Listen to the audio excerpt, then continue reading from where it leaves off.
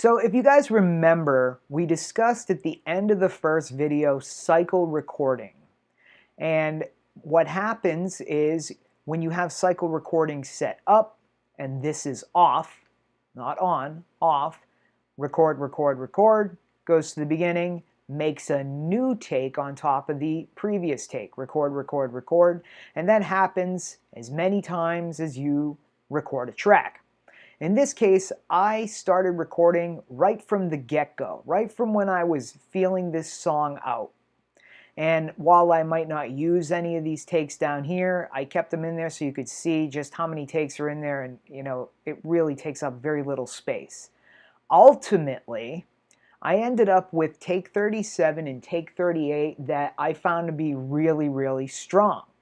Take 37 was really strong right up until the bridge section. Take 38 had a better bridge section, and then take 37 closed out the song, in my opinion, much better. So here comes another benefit of using the cycle recording and MIDI when you're putting together your drum parts. So I'm going to go ahead and I'm going to zoom in here, and I'm going to click on my instrument, and I want to show you these are our MIDI notes. And when we look at our MIDI notes, one of the things I want you to take a look at is the space in between each note. There's no noise in between each note. If I choose this audio file, there's always some sort of inherent noise in between these peaks.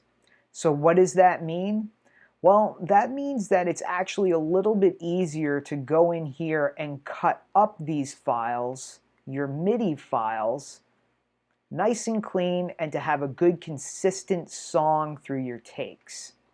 Sometimes what happens in a traditional studio is if a drummer tries to punch in a different part, if they don't do it right away and they're not extremely cautious of how they're hitting for subsequent takes, you could get some different sounds that really sound odd when you hit the punch in. This is not the case with MIDI, thanks to there's none of that outside noise. So when you're recording MIDI drums, this is a huge benefit. So what happened here is I actually chose this instrument and I found the spot where I wanted to cut it. I wanted to cut it right here where we were going into the bridge section. And I went to Edit, and I went to Split, and I split region at playhead.